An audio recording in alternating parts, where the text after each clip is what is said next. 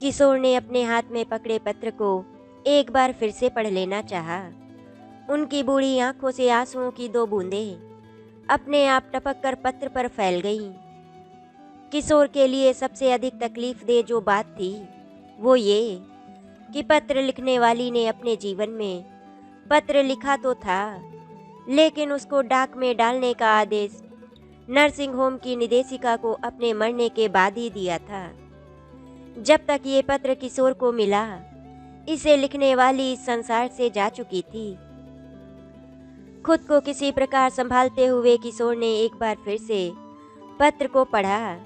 Stacy ने पत्र में शुरू में उनका नाम लिखा था। किशोर, मेरा ये अंतिम पत्र न केवल तुम्हारे लिए मेरा अंतिम नमस्कार होगा, बल्कि शायद तुमको बहुत ज़्यादा तकलीफ भी दे। जब चलते चलते थक गई और दूर कब्रिस्तान की तन्हाइयों में सोए लोगों की तरफ से मुझको बुलाने की आवाज़ें सुनाई देने लगी, तो सोचा कि चलने से पहले तुमसे भी एक बार मिल लूं, आमने सामने न सही पत्र के द्वारा ही। तुम्हारे भारत लौट जाने के बाद मैं अकेली हो चुकी थी। ये शायद तुम नहीं समझ सकोगे। तुम क्या गए कि जैसे मेरा घर, मेरा बगीचा और घर की समस्त वस्तुएं तक वीरान हो गई। ऐसा भी नहीं था कि मैं जैसे तुम्हारे वियोग में वैरागन हो गई थी अथवा तुमको प्यार करती थी। हाँ, तुम्हारी कमी मुझे खलती जरूर थी, वो भी शायद इसीलिए कि मैंने तुम्हारे साथ अपने जीवन के पूरे 8 वर्ष एक ही छत के नीचे गुजारे थे। अक्सर सोचा करती थी कि हमारा आपस में कोई भी शारीरिक संबंध नहीं था, एक ही देश में जन्म लेने का भी कोई नाता नहीं था। मैं कहाँ और तुम कहाँ, लेकिन फिर भी हम एक दूसरे के काम आए। आपस में साथ साथ बैठकर हमने अपना दुख सुख बांटा, एक दूसरे को जाना समझा और सहायता की। शायद इतना सब कुछ ही काफ़ी होगा अपने परस्पर बनाए हुए उन बेनाम संबंधों के लिए, जिनके स्नेह बंधन की डोर का एक सिरा तुम थामे रहे और एक मैं पकड़े रही। दुनिया का रिवाज है कि किसी एक को एक दिन डोर का एक सिरा छोड़ना ही पड़ता है। तुम अपनत्व की इस डोर का एक छोर पकड़े अपने वतन चले गए और मैं अपना सिरा थामे यहीं बैठी रही। पर अब मैं इस स्नेह बंधन की डोर का एक छोर छोड़कर जा रही हूँ, इस विश्वास के साथ कि इंसान के स्नेह बंधन का सच्चा नाता उसे डोर से जुड़ता है जो विश्वास, अपनत्व और निस्वार्थ इंसानियत के धागों से बुनी हुई होती है। इतनी अजीज बात है कि हम दोनों का जीवन एक सा लगता है, आप बीती भी एक जैसी है। हम दोनों ने अपने अपने खून के वे रिश्ते जो अपने कहलाते थे, वे भी अपने ना बन सके, और जिसे हम दोनों जानते भी नहीं थे, जिसके बारे में कभी सोचा भी नहीं, उसी के साथ अपनी खोई और बिखरी हुई खुशियाँ बटोर कर हमने अपना जीवन सहज कर लिया था। पत्र पढ़ते पढ़ते किशोर की आंखें फिर से भर आईं। जीवन में थके शरीर की बूढ़ी और उदास आंखों को किशोर ने अपने हाथ से साफ किया और फिर सोचने लगे अपने जीवन के उस पिछले सफ़र के बारे में, जिसमें वो कभी हालात के मारे हुए एक दिन स्टेसी के साथ साथ कुछ कदम चले थे। किशोर उस दिन कितने खुश थे जब उनका सबसे बड़ा लड़का नितेश अमेरिका जाने के लिए हवाई जहाज़ में बैठा था। नितेश ने इंजीनियरिंग की थी, इसीलिए उसको केवल थोड़ी सी अतिरिक्त पढ़ाई अमेरिका में करनी पड़ी थी और एक दिन अमेरिका की मशहूर कोक कंपनी में इंजीनियर का पद पाकर वहाँ हमेशा रहने के लिए अपना स्थान पक्का कर लिया। 2 साल के बाद नितेश भारत में शादी करके अपनी पत्नी नीता को भी साथ ले गया। नितेश के अमेरिका में व्यवस्थित होते होते उसके दोनों बेटे रितेश और मितेश भी वहां आ गए। उन्होंने भी भारत में आकर शादी की और फिर अमेरिका में अपनी अपनी जगह पर गृहस्थी में व्यस्त हो गए। जब किशोर के पास केवल उनकी एक लड़की रिया बची थी। एक दिन उसका भी विवाह हुआ और वो भी अपने पति के घर चली गई। इस तरह घर में बच गए किशोर और उनकी पत्नी। वो किसी प्रकार जीवन की इस नाव की पतवार को संभाले हुए थे। आराम और सहारे की तलाश करता किशोर का बूढ़ा शरीर अब और भी अधिक थकने लगा था। तो उन्हें एक दिन एहसास हुआ कि लड़कों को विदेश भेजकर कहीं उन्होंने कोई भूल तो नहीं कर दी है। एक दिन उनकी पत्नी रात को सोने गई और फिर कभी नहीं जागी। सोते हुए भी दिल का दौरा पड़ने से वो सदा के लिए चल बसी। पत्नी के चले जाने के बाद अब किशोर अकेले ही नहीं बल्कि पूरी तरह से असहाय भी हो चुके थे। अपने अकेलेपन से तंग आकर एक दिन किशोर ने बच्चों को वापस भारत आने को आग्रह किया। तब आग्रह पर उनके लड़कों ने उन्हें जो जवाब दिया उसमें विदेशी रहन सहन की बू आ रही थी।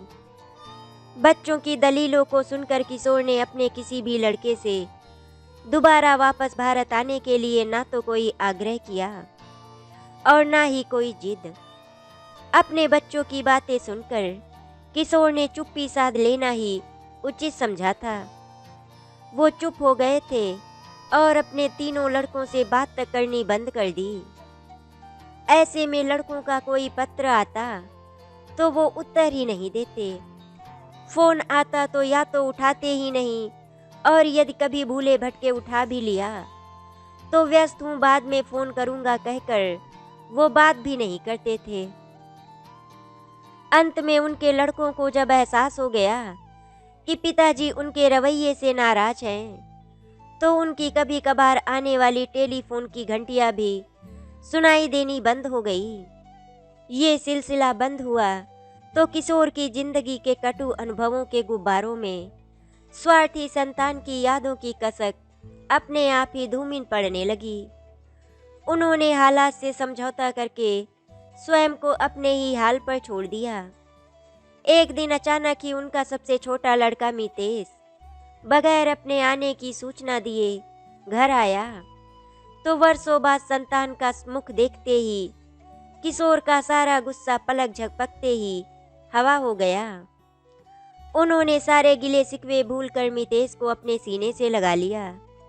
फिर जब मितेश ने अपना भारत आने का सबब बताते हुए ये कहा कि वो उनको अमेरिका ले जाने के लिए भारत आया है, उन्हें बाकी जीवन के दिन अपने बच्चों के साथ व्यतीत करने चाहिए, तो किशोर ने अपने स्वाभिमान और जिद के सारे हथियार डाल दिए और एक दिन मितेश की सलाह पर उन्होंने अपनी कपड़े की दुकान और पुश्तैनी मकान बेच दिया।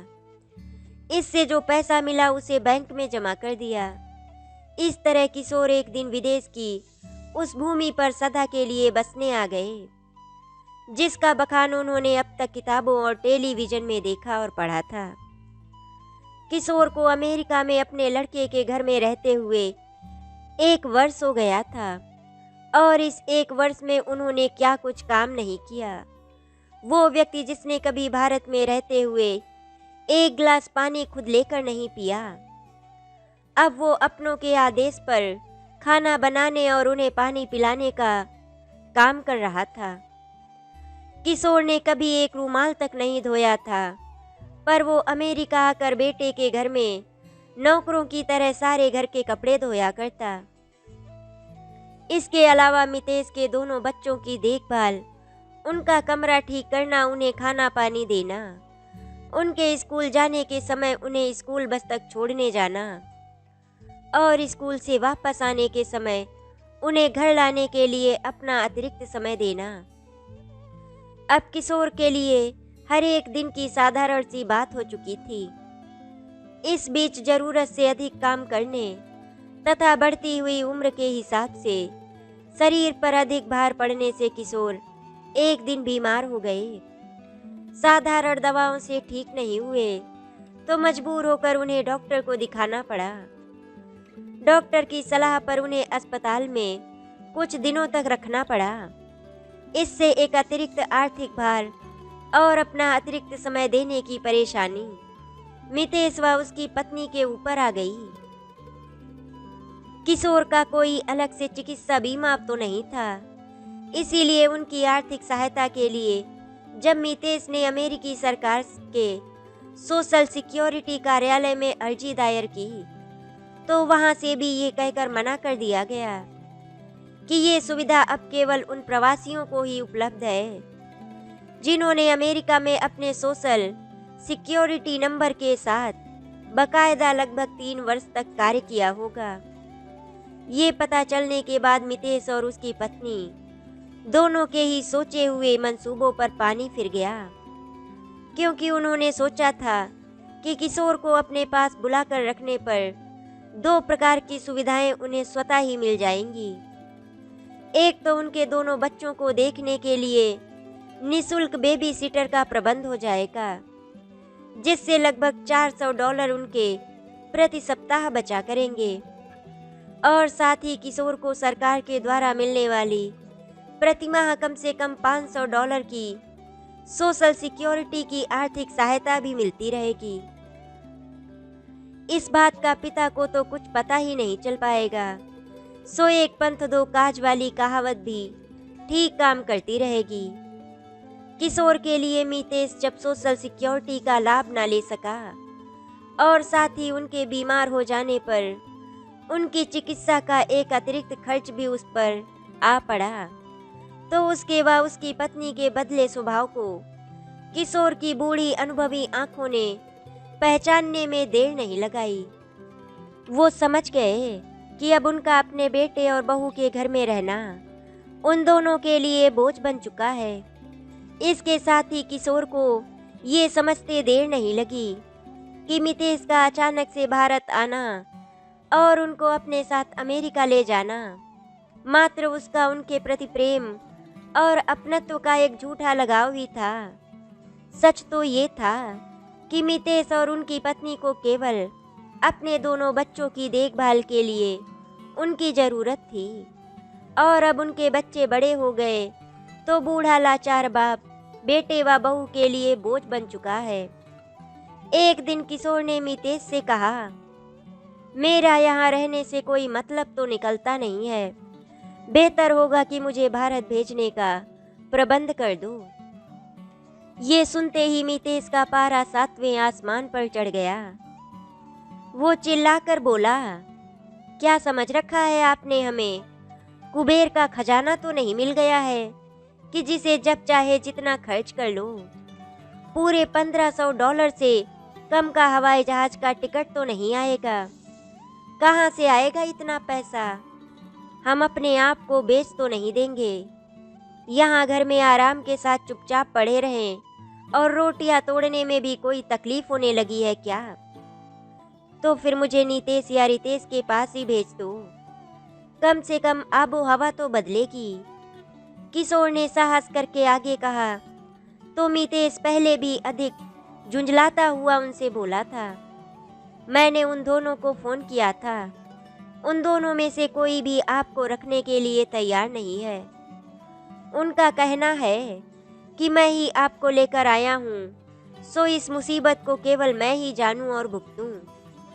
मितेश के मुंह से ये अनहोनी बात सुनकर किशोर ने अपना माथा एक बार फिर से पीट लिया। वो समझ गए कि किसी से कुछ भी कहना और सुनना बेकार ही साबित होगा।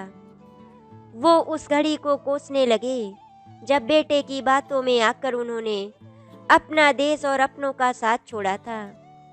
एकाह भरकर उन्होंने अपने आप को पूरी तरह हालात के हवाले छोड़ दिया। एक दिन बहू किशोर को बड़े ही भोलेपन से अपने साथ स्टोर घुमाने के लिए कहकर ले गई कि उनका भी मन बहल जाएगा। वैसे भी घर में हमेशा बैठे रहने से इंसान का मन खराब होने लगता है। स्टोर में खरीदारी करते समय बहू उनसे ये कहकर बाहर आ गई कि वो अपना मोबाइल फ़ोन घर पर भूल आई है और उसको मितेश को फ़ोन करके ये बताना है कि वो बच्चों को स्कूल से ले आए। इतना कहकर मितेश की पत्नी स्टोर से बाहर निकलकर जो गई तो फिर वो कभी भी उनके पास वापस नहीं आई। बेचारे किशोर अकेले स्टोर का एक एक कोना घूम घूम कर थक गए। फिर जब उनसे कुछ भी नहीं बन सका तो थक हार कर स्टोर के बाहरी दरवाजे के पास पड़ी एक बेंच पर बैठकर अपनी बहू के वापस आने की प्रतीक्षा करने लगे। इस प्रकार प्रतीक्षा करते भूखे प्यासे उनको शाम हो गई। अंग्रेजी आती नहीं थी कि वो अपना दुख किसी को बताते, और जो एक दो भारतीय वहां दिख जाते वे केवल उनकी ओर मुस्कुरा कर देखते और आगे बढ़ जाते। उनकी जेब में मात्र $2 पड़े थे। सोचा कि फ़ोन कर ले, मगर उन्हें नंबर भी याद नहीं था। कभी भूले से भी उन्होंने नहीं सोचा था कि एक दिन उनकी ये नौबत आ जाएगी। बैठे बैठे परेशान से जब रात घिराई और स्टोर भी बंद होने को आया तो किशोर की समझ में आया कि वो यहाँ संयोग से अकेले नहीं छूटे हैं, बल्कि उन्हें जानबूझकर छोड़ा गया। सो इस प्रकार की मनोवृत्ति को अपनी ही संतान के रक्त में महसूस कर किशोर फपक फपक कर रो पड़े। उनकी दशा और उनको रोते हुए कुछ लोगों ने देखा, मगर किसी ने भी उनसे रोने का कारण नहीं पूछा। ऐसे समय में स्टेसी नामक महिला स्टोर से बाहर निकली और किशोर को यूं रोते आंसू बहाते देख उसके पास आ गई। बड़ी देर तक वो एक अनजान भारतीय बूढ़े की परेशानी जानने का प्रयत्न करती रही। जब उससे नहीं रहा गया तो किशोर को संबोधित करते हुए बोली, "hey man, why are you crying?" Stacy के यूं हमदर्दी दिखाने पर किशोर पहले से और भी अधिक जोरों के साथ रोने लगे। स्टेसी समझ गई कि इस आदमी को अंग्रेजी नहीं आती है, अतः वो तुरंत वापस स्टोर में गई और वहां से एक लड़की जो भारतीय दिखती थी और उसी स्टोर में क्लर्क का काम कर रही थी, उसको अपने साथ बुलाकर बाहर लाई। बाद में उस लड़की के द्वारा बातचीत से स्टेसी को किशोर के सामने आई हुई समस्त परिस्थिति की जानकारी हो सकी। चूँकि किशोर को अपने लड़के और बहू के घर का ना तो कोई पता मालूम था और ना ही कोई फ़ोन नंबर याद था, इस कारण स्टेसी ने नियमानुसार पहले तो स्थानीय पुलिस को फ़ोन किया। फिर बाद में आवश्यक पुलिस कार्रवाई के बाद वो किशोर को अपनी निगरानी में अपने घर ले आई। घर आकर सबसे पहले उसने दिन भर के भूखे प्यासे किशोर को खाना खिलाया। इसके बाद उसने उनसे उनकी टूटी फूटी अंग्रेजी के अतिरिक्त जानकारी भी प्राप्त की। अब किशोर अमेरिकी स्त्री स्टेसी के साथ रहने लगे। स्टेसी की भी कहानी कुछ कुछ उन्हीं के समान थी। उसके भी बच्चे और पति सब थे, मगर जैसे उनमें से किसी को भी किसी से कुछ भी सरोकार नहीं था। स्टेसी का पति किसी दूसरी स्त्री के साथ रहता था और बच्चे भी अमेरिकी जीवन के तौर तरीकों के अनुसार रहते थे, जो अपनी माँ से भूले भटके किसी त्योहार आदि पर मिल गए तो हेलो हो गई। स्टेसी का घर काफ़ी बड़ा था, सो उसने एक कमरे में किशोर के रहने का प्रबंध कर दिया। किशोर का मन अपने बच्चों की तरफ से न केवल उदास और दुखी हो चुका था, बल्कि एक प्रकार से पूरी तरह से टूट भी गया था। एक दिन जब किशोर ने स्टेसी से भारत जाने की बात कही तो उसने भी हवाई जहाज के टिकट का खर्चा तथा अन्य खर्चों की बात उनके सामने रख दी। अमेरिका आकर यूं भारत लौट जाना आसान नहीं था। स्टेसी खुद भी एक रिटायर महिला थी। किसी प्रकार सोशल सिक्योरिटी के द्वारा मिलने वाली आर्थिक सहायता से अपने जीवन के दिन काट रही थी। उसने एकदम किशोर का दिल भी नहीं तोड़ा। भारत वापस जाने के लिए एक सुझाव उनके सामने रखा कि वो कहीं कोई छोटा मोटा काम केवल हफ्ते में 2 या 3 दिन और वो भी 2 से 4 घंटे तक कर लिया करें। फिर उसी प्रकार जो भी पैसा उन्हें मिलेगा उसे वो अपने भारत लौटने के लिए जमा करते रहें। स्टेसी का सुझाव किशोर की समझ में आ गया और उस नई चुनौती के लिए उन्होंने सहमति दे दी। स्टेसी की कोशिश से उनको एक स्टोर में काम मिल गया, जहां पसंद न आया हुआ सामान वापस करने वालों के सामान पर पहचान का एक स्टिकर लगाने जैसा हल्का सा काम करना था। इस प्रकार से किशोर अपनी मेहनत से जब 4 पैसे खुद कमाने लगे, तो उनके अंदर जीने और परेशानियों से लड़ने का साहस भी जाग गया। उन्होंने अपने काम के केवल उतने घंटे ही बढ़ाए जिसके अंतर्गत वो मेडिकल बीमा की सुविधा कम मासिक प्रीमियम प्राप्त कर ले।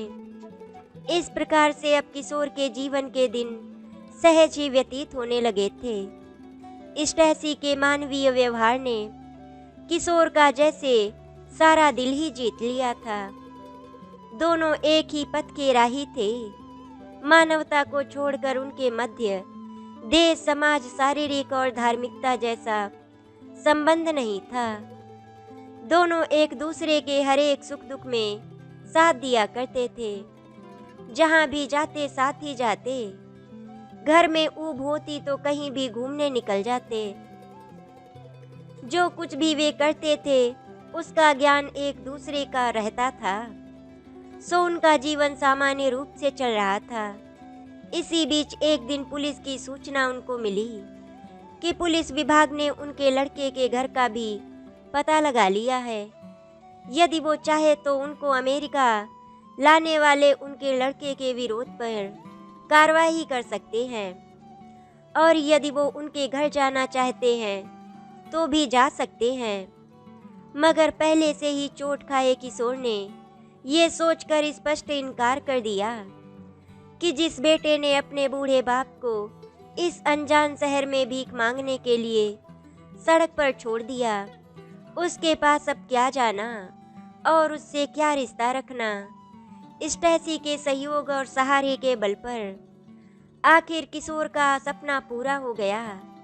भारत वापसी के टिकट के पैसों के साथ उन्होंने इतना पैसा और भी जमा कर लिया था कि जिसको वो भारतीय मुद्रा में जमा कराकर उसके हर माह मिलने वाले ब्याज से ही अपने जीवन के बचे दिन आराम से बसर कर सकते थे। ये और बात थी कि किशोर को ये सब करने में पूरे 8 वर्ष लग गए थे। इन 8 वर्षों में कितने आश्चर्य की बात थी कि किशोर के तीनों लड़कों ने किसी ने भी उनकी सुध नहीं ली थी। ना ही किसी ने ये जानने की कोशिश की थी कि उनका बाप जीवित है या नहीं। और फिर एक दिन किशोर अपने देश भारत वापस जाने के लिए तैयार हुए। स्टेसी ने उनके जाने के लिए संपूर्ण तैयारी में इस कदर रुचि ली कि जिससे लगता था कि वो उनके ही घर और परिवार की कोई सदस्य है। हवाई जहाज में बैठने से पहले जब किशोर स्टेसी से मिले तो वो विदा करते हुए उनके गले से लगकर फूट फूट कर रो पड़ी, ठीक वैसे ही जैसे कि एक दिन वो खुद स्टोर के बाहर बैठे रो रहे थे। हिंदुस्तान वापस आने के बाद भी किशोर का संबंध स्टेसी से टेलीफोन और पत्रों के द्वारा काफी दिनों तक बना रहा था। मगर बाद में बढ़ती उम्र की थकान ने इस सिलसिले में भी थकावट भर दी थी। अब यदा-कदा उनकी स्टेसी से बात होती थी।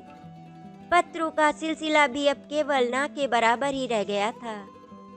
लेकिन फिर भी ना तो किशोर स्टेसी को भूले थे और ना खुद स्टेसी ने उनको अपने मानस पटल से कभी ओझल होने दिया था। विदेशी भूमि की रहने वाली स्टेसी किशोर के जीवन में एक ऐसा मानवीय रिश्ता लेकर आई थी जिसने उनके जीवन में न केवल उदास तन्हाइयों को दूर किया था, बल्कि अपने मानवीय प्रेम की वो छाप भी उनके जीवन में स्थापित कर दी, जिसका प्रभाव उनके जीवन की अंतिम सांसों पर सदैव बना रहेगा। अपने अतीत को सोचते सोचते किशोर की बूढ़ी और जीवन में थकी धुंधली आंखों में जब फिर से आंसू भर आए तो उन्होंने स्टेसी को पत्र को अपने सीने से लगा लिया। थोड़ी देर तक वो इसी मुद्रा में बने रहे। फिर उन्होंने पत्र को आगे पढ़ना शुरू किया, जहां पर स्टेसी ने आगे लिखा था, मेरी मृत्यु की खबर सुनकर इतना दुखी मत होना कि खुद को भी इस उम्र में न संभाल सको। मृत्यु तो जीवन का ही एक हिस्सा है। कोई भी जन इसको पूरा किए बिना मानव जीवन की यात्रा का सफर पूरा नहीं कर सकता। अपना ध्यान रखना, खुद को संभाले रखना। बच्चों की अब ज़्यादा चिंता करके खुद को हर समय गलाने की कोशिश भी मत करना। सोच लेना कि जो मिल गया वो अपना था और जो खो गया वो अपना था ही नहीं। जीवन की यही अंतिम सीख देकर मैं जा रही हूँ। मेरा ख्याल है कि इससे तुमको काफ़ी संतोष प्राप्त हो सकेगा। किशोर ने पत्र को समाप्त किया तो वो फिर से ख्यालों में डूब गए। सोचने लगे अपने जीवन के उन जिए हिस्सों के बारे में, जिसमें उनकी पत्नी, संतान, रिश्तेदारों और तमाम मित्रों के साथ एक विदेशी स्त्री के रूप में स्टेसी भी अपना रूप और व्यवहार लेकर आई थी, जो कि विदेश में रहने के दौरान उनके कठिन दिनों में उनका एक रहनुमा साबित हुई थी। कितना बड़ा अंतर था उनकी खुद की संतान और स्टेसी में। अपनी औलाद, जिनको उन्होंने न केवल जन्म दिया था बल्कि उनके पालन पोषण में भी कभी कोई कमी नहीं होने दी थी, उन्हें इस काबिल बनाया था कि वे सिर उठाकर जी सके। इतना सब कुछ होने पर भी कितने आश्चर्य की बात थी कि उनकी अपनी संतान ने कैसे उनके शरीर पर ये लेबल लगा दिया कि उनका उनसे कोई भी रिश्ता नहीं। और वो कौन थी कि जिसने कोई भी रिश्ता नाता ना होते हुए ये साबित कर दिया था कि उसका उनसे कोई संबंध ना होने पर भी एक ऐसा रिश्ता है जिसका केवल एक ही नाम है मानवता। ऐसी मानवता जिसमें केवल एक दूसरे के दुख दर्द को समझने की क्षमता और मानवीय प्रेम के वे अंकुर होते हैं, जिन्हें बढ़ने के लिए केवल अपनत्व, प्रेम और सहानुभूति जैसे पदार्थों की आवश्यकता होती है। आशा करती हूँ आपको हमारी कहानी अच्छी लगी होगी। अगर आपको हमारी कहानी अच्छी लगी तो वीडियो को लाइक एंड शेयर करें, चैनल को सब्सक्राइब करें। वीडियो देखने के लिए आपका धन्यवाद।